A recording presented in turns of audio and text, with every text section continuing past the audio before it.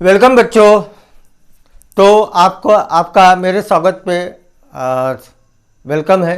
मेरे चैनल का नाम है विकास चौहारी सर। ठीक है, आप इस चैनल पे जाइए और मेरे चैनल को लाइक कीजिए, सब्सक्राइब कीजिए और बेल आइकन को ज़रूर दबाइए ताकि मैं और अच्छे वीडियोस आपको सेंड कर सकूं। तो बच्चों, आज से हम 11वीं का पढ़ाना चालू करने वाले हैं। तो मैं आपको मैथमेटिक्स, फिजिक्स और इलेक्ट्रॉनिक्स ये 3 सब्जेक्ट पढ़ाने वाला हूँ। ठीक है, और बाकी के जो लेक्चर्स है ये भी इसकी भी वीडियोस आपको मिलते रहेंगे। तो हमारे वीडियोस आपको डेली शाम को 5 बजे के बाद मिलेंगे। ठीक है, तो ये वीडियोस आपको 15 दिन फ्री है। आप ये वीडियोस ऑब्जर्व कीजिए और अपनी पढ़ाई कीजिए, और फिर उसके बाद आपको लगता है कि हमारा पढ़ाना अच्छा है तो फिर आप हमें हमारे यहाँ एनरोल कीजिए। Thank you. ठीक है, तो चलो चालू करते हैं आज का टॉपिक। आज जो हम पढ़ाने वाले हैं उसका नाम है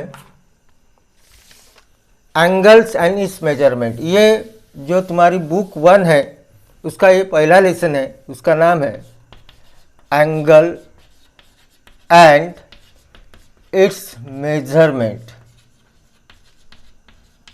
क्या नाम है? Angles and it's measurement. ठीक है, तो सबसे पहले हम इसके कुछ बेसिक कंसेप्ट पढ़ने वाले। ठीक है, एंगल्स, आपने एंगल के बारे में आप लोगों को 9th स्टैंडर्ड में और 10th स्टैंडर्ड में जानकारी थी कि how will you find the angle, किस प्रकार से एंगल मेजर किया जाता है। तो एंगल मेजर करने के लिए जनरली हम प्रोटेक्टर का यूज़ करते हैं। ठीक है, तो आपकी किताब में पहला टॉपिक है, उसका नाम है डायरेक्टेड एंगल। क्या नाम है? Directed angle. तो देखते हैं डायरेक्टेड एंगल क्या होता है। सपोज हमारे पास 2 रे है, एक रे है OA और एक रे है OB। ठीक है, ऐसे 2 रे है। ठीक है, कौन सा रे है? रे OA और रे OB। अब इसमें का ये जो रे OA है इसको कहा जाता है इनिशियल आर्म। क्या कहा जाता है? Initial arm. और इसे कहा जाता है टर्मिनल आर्म। क्या कहा जाता है? Terminal arm. अब इनिशियल आर्म और टर्मिनल आर्म, इसके बीच का जो एंगल है, इस एंगल को कहा जाता है डायरेक्टेड एंगल। क्या कहा जाता है? Directed angle. तो यहाँ पे रे OA और रे OB, इन दोनों को कहा जाता है ऑर्डर्ड पेयर। क्या कहा जाता है? Ordered pair. जो कैसे लिखा जाता है? OA vector comma OB vector, और इसे लिखा जाता है ब्रैकेट में। तो ये जो ऑर्डर्ड पेयर है किसका? रेस का। इनके बीच का जो एंगल है उस एंगल को कहा जाएगा डायरेक्टेड एंगल।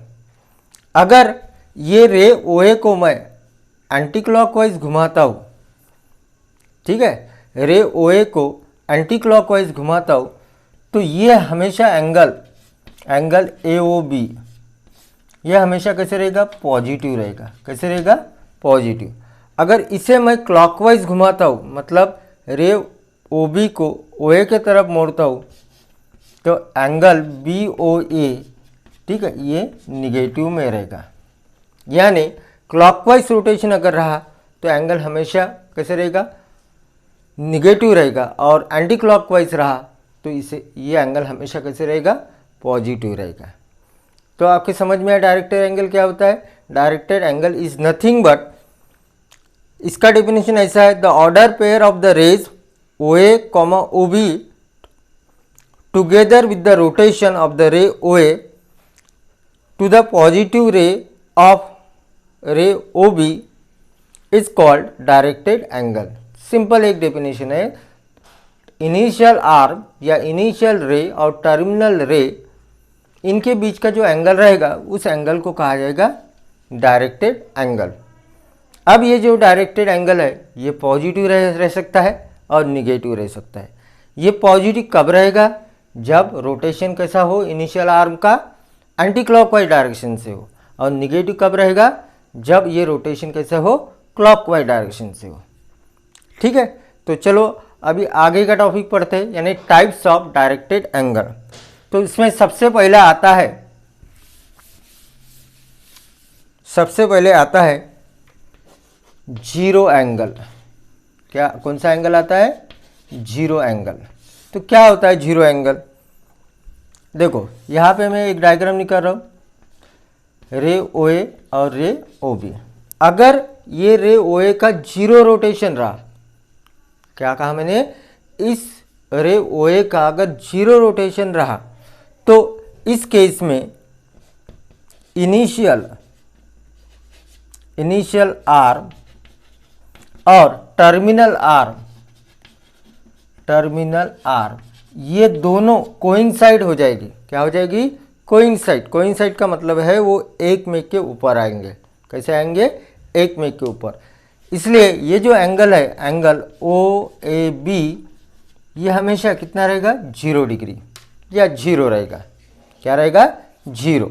तो ऐसे एंगल को कहा जाता है जीरो एंगल। क्या कहा जाता है, जीरो एंगल। तो समझ में आया आपको, ठीक है।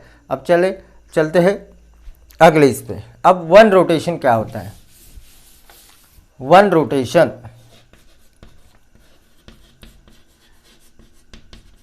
ठीक है, एक कंप्लीट रोटेशन करना है। तो फिर से हम एक इनिशियल पॉइंट लेंगे ओ, ये रे ओ ए हो गया, ये रे ओ बी हो गया, ठीक है। अब मैं क्या कर रहा हूँ, ये रे ओ ए को एक कंप्लीटली एक रोटेट कर रहा हूँ। जब मैं इसका वन कंप्लीट रोटेशन करता हूँ तो मुझे ऐसा दिखता है कि रे ओ ए और रे ओ बी क्या हो रहे, कोइंसाइड हो रहे, यानी एक में के ऊपर आ रहे। तो एक कंप्लीट रोटेशन के बाद यहाँ पे मुझे ऐसा दिख रहा है कि रे ओ ए और रे ओ बी क्या हो रहे, कोइंसाइड हो रहे। तो ये जो मेजर है, या इस मेजर को कहा जाएगा one rotation angle. Measure angle O A B कितना रहेगा, वन रोटेशन। और वन रोटेशन में एंगल कितना होता है, 360 डिग्री। तो ऐसे इसको कहा जाता है वन रोटेशन एंगल, यानी एक कंप्लीट रोटेशन पे एंगल कितना होता है, 360 डिग्री। ठीक है, फिर आगे का एंगल देखते हैं। अब आगे का एंगल है स्ट्रेट एंगल। कौन सा एंगल, स्ट्रेट एंगल। तो देखते हैं अब स्ट्रेट एंगल क्या होता है।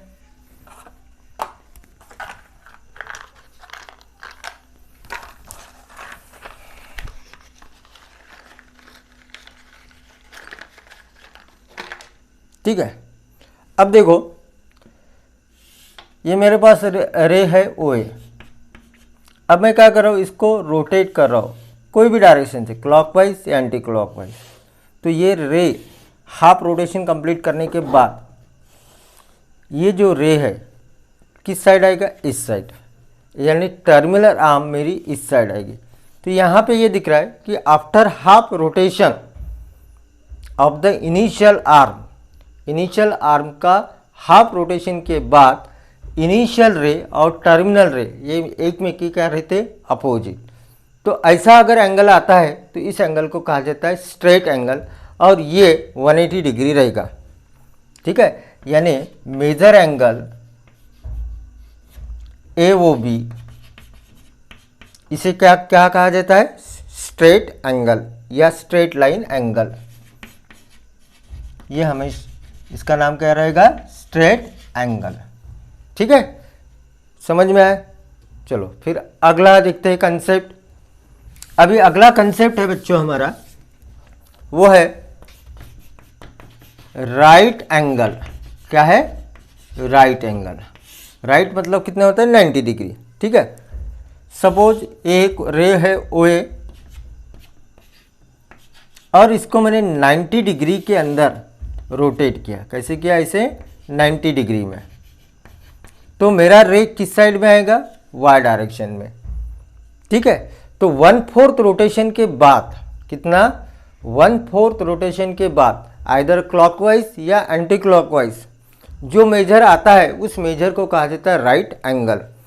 तो इस डायरेक्टेड एंगल का मेजर कितना रहेगा 90 डिग्री, क्योंकि रोटेशन कौन सा है एंटी क्लॉकवाइज डायरेक्शन में।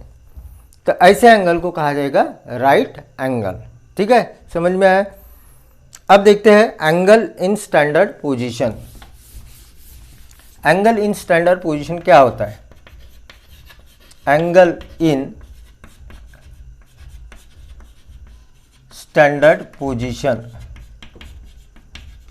ठीक है, तो हम दो रे लेंगे, एक्स एक्सिस वाई एक्सिस। ठीक है, एक रे ले रहा हूं मैं OP, ये दूसरा रे ले रहा हूं OQ, और ये तीसरा रे ले रहा हूं OR। ठीक है, अब रे OP ने एक्स एक्सिस के साथ जो एंगल बनाया वो एंगल को कहा जाता है standard angle, standard position angle. यानी एंगल XOP ये मेरा क्या है स्टैंडर्ड पोजीशन एंगल। यानी एक्सिस के साथ रे ने जो एंगल बनाया उस एंगल को कहा जाएगा standard position angle.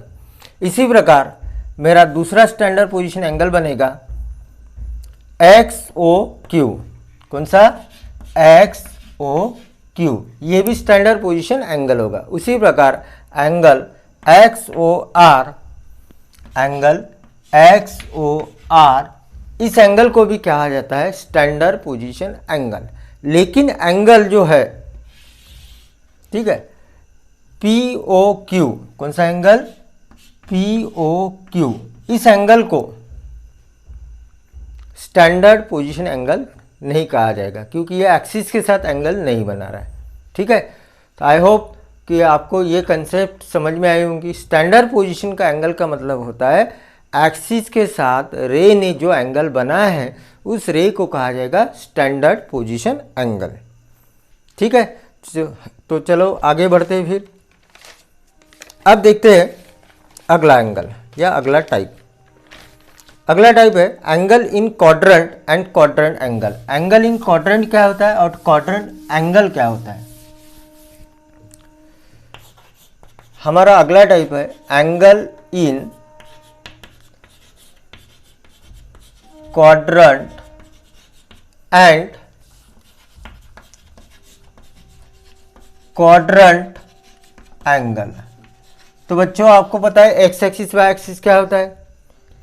This is x axis, x dash, and this is y axis, that is y dash। ठीक है, अब मैं क्या करूँ, यहाँ पे एक रे ले रहा हूँ OA, ठीक है, और इसको मैंने 90 डिग्री में ऐसे क्या किया, रोटेट किया, तो मेरा कहाँ पे पोजीशन आएगा? यहाँ पे। ठीक है, तो ये रे मेरा कौन से क्वाड्रेंट में आ रहा है? फर्स्ट क्वाड्रेंट में।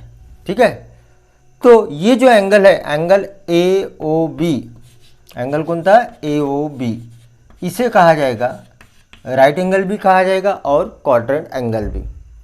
इसी प्रकार ये मेरा सेकंड क्वाड्रेंट है। ठीक है, अगर मैं इसको यहाँ पे रोटेट करता हूँ रे OA को, तो एंगल AOC, कौन सा? एंगल AOC, इसे भी कहा जाता है क्वाड्रेंट एंगल।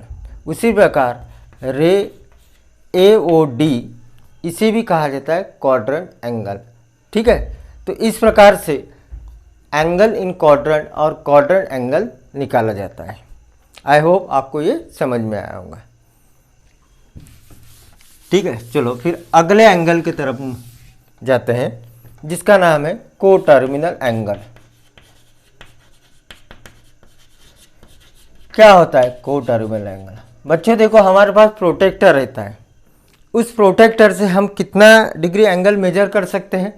ज़्यादा ज़्यादा 180 डिग्री, और 180 डिग्री के ऊपर अगर एंगल मेजर करना है तो वो प्रोटेक्टर से नहीं मेजर कर सकते। तो 360 डिग्री अगर हमको एंगल मेजर करना है तो हम दो प्रोटेक्टर का यूज़ करेंगे या सर्कुलर स्केल का यूज़ करेंगे। लेकिन 360 के ऊपर भी अगर एंगल हो, मान के चलो कि 390 डिग्री है, तो उसे कैसे मेजर करेंगे? ठीक है, तो ऐसे एंगल जो रहेगा वो एंगल क्या होता है? को टर्मिनल एंगल। ठीक है, मान के चलो कि ये रे OA है और मुझे मेज़र करना है कितना, 390 डिग्री। ये मेरा रे ओ बी है। अब मैंने इसको मेज़र किया, ये मेरा आ रहा है 30 डिग्री। कितना आ रहा है, 30। तो मैं क्या करता हूँ, इसको एक कंप्लीट रोटेशन करता हूँ। तो ये कंप्लीट रोटेशन के बाद मेरा एंगल होता है 360 डिग्री, ठीक है। और उसके बाद 30 और मूव करता हूँ, 30 डिग्री और मूव करता हूँ। तो उसके बाद जो एंगल बनेगा वो कितना बनेगा, 360 डिग्री प्लस 30 डिग्री, ये होगा मेरा 390 डिग्री, ठीक है। तो ये जो एंगल बना है, इस एंगल को कहा जाता है को टर्मिनल एंगल, ठीक है। तो इसका डेफिनेशन कैसे बनेगा, directed angle of different amount of rotation having the same position of initial rays and terminal rays. Initial ray और टर्मिनल रे कैसे रहेंगे, सेम पोजीशन रहेंगे। तो ऐसे इसमें क्या होगा, को टर्मिनल एंगल होगा। तो यहाँ पे एंगल AOB, ये मेरा कौन सा है, को टर्मिनल एंगल। तो ये हमेशा ये जो एंगल है ये 360 डिग्री के मल्टीपल में रहना चाहिए, ठीक है। तो उस एंगल को हम क्या कहेंगे, को टर्मिनल एंगल। ये पॉजिटिव भी रह सकता है, नेगेटिव भी रह सकता है, ठीक है। तो ये सारे टाइप्स होते हैं एंगल्स के। अब इसके बाद जो हम पढ़ेंगे उसका नाम है system of measure of angle. ये हम अगले वीडियो में देखेंगे, ठीक है। Thank you.